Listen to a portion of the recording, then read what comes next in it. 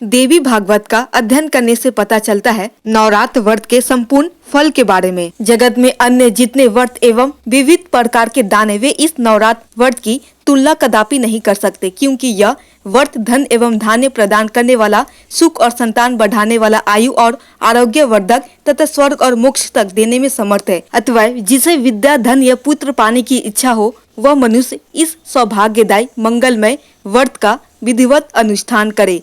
विद्या की अभिलाषा रखने वाले पुरुष को इस व्रत के प्रभाव से संपूर्ण विद्याएं सुलभ हो जाती है। जिसका राज्य छिन गया हो ऐसे नरेश को पुनः गद्दी पर बैठने की क्षमता इस व्रत में है। यह सर्वदा सत्य है। जिन्होंने पूर्व जन्म में इस उत्तम नवरात्र का पालन नहीं किया है वे ही दूसरे जन्म में रोगी, दारिद्र और संतानहीन होते हैं। जो स्त्री वंध्या, विधवा अथवा धनहीन है उसके विषय में ऐसा अनुमान कर लेना चाहिए कि अवश्य ही इसने पूर्व जन्म में नवरात्र व्रत नहीं किया है। जिसने जगत में आकर उक्त नवरात्र व्रत का पालन नहीं किया वो कैसे धनी हो सकता है तथा कैसे उसे स्वर्ग में जाकर आनंद भोगने की सुविधा मिल सकती है।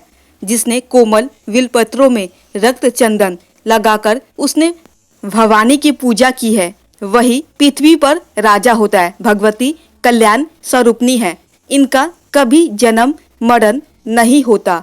दुख दूर करने में यह सदा तत्पर रहती है।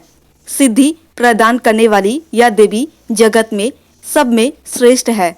जिस मनुष्य ने इनकी उपासना नहीं की वह निश्चय ही इस जगत में दुखी, शत्रुग्रस्त एवं दारिद्र होता है। ब्रह्मा, विष्णु, शंकर, सूर्य, अग्नि, वरुण, कुबेर एवं इंद्र भूपति देवता बड़े हर्ष के साथ जिनका ध्यान करते उन्हीं भगवती चंडिका को मानो क्यों नहीं भजते। मनु ने कहा है कि इनके स्वा और सौधा इन नामों का उच्चारण करने से देवता और पितर तृप्त हो जाते। इसी से श्रेष्ठ मुनिगण संपूर्ण यज्ञों में हर्षपूर्वक मंत्रों के साथ इसका प्रयोग करते। इनकी इच्छा से ब्रह्मा इस जगत की सृष्टि करते, विष्णु अनेक अवतार धारण करके पालन करते तथा शंकर संहार करने में तत्पर होते। उन कल्याणदायिनी भगवती को मानव क्यों नहीं भजता। नर, नाग, पक्षी, पिचास, राक्षस और देवता इनमें कोई एक भी ऐसा नहीं है जिसमें भगवती की शक्ति ना हो और वह हिलडुल तक सके।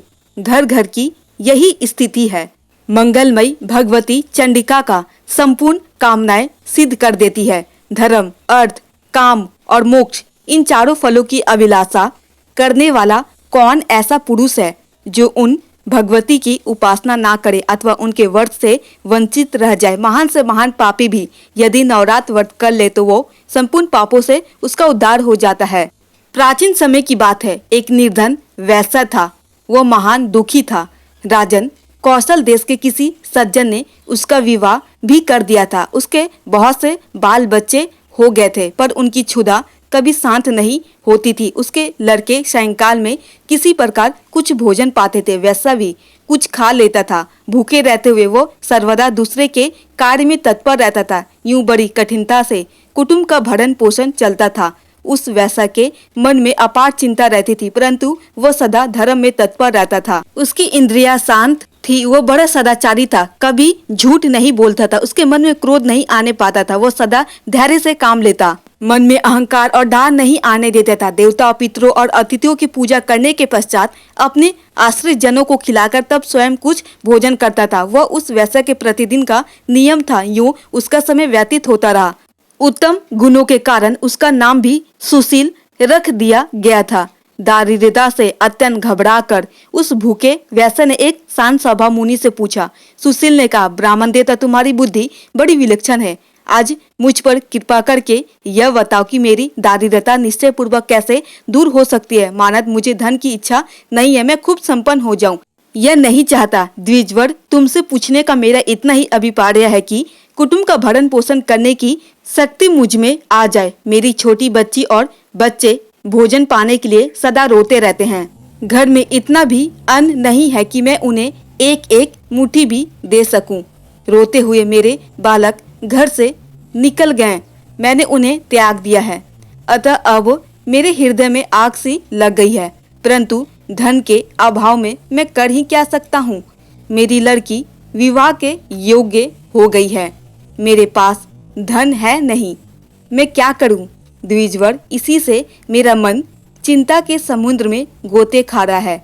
दयानिधे, तुमसे कोई बात छिपी नहीं है। प्रियवर, अब तुम तप, दान, व्रत, मंत्र एवं जप कोई भी ऐसा उपाय बताओ जिससे मैं अपने आश्रित जनों का भरण पोषण सुचारू रूप से कर सकूं। बस मुझे इतना ही धन चाहिए, अधिक धन के लिए मैं प्रार्थना नहीं करता महाभाग। तुम्हारी कृपा से अब मेरा परिवार सुखी हो जाए। एकार्थ सोच समझकर कोई उपाय बताओ। व्यास जी कहते हैं, राजेंद्र, इस प्रकार सुशील वैश्य के पूछने पर उत्तम व्रत का पालन करने वाले उस ब्राह्मण को बड़ी प्रशंसा हुई। उसने वैश्य से कहा, वैश्वर, तुम अब श्रेष्ठ नवरात्र व्रत करो। इसमें भगवती जगदम्बा की पूजा, हवन और ब्राह्मण भोजन कराना होगा। वेद का पारायण, भगवती के मंत्र का जप और होम आदि सभी कार्य होते, किंतु इस समय तुम अपनी शक्ति के अनुसार करो, तुम्हारा कार्य अवश्य सिद्ध होगा। वैसे जगत में इससे बढ़कर दूसरा कोई व्रत नहीं है। इस परम पावन सुखदायी व्रत को नवरात्र व्रत कहते हैं।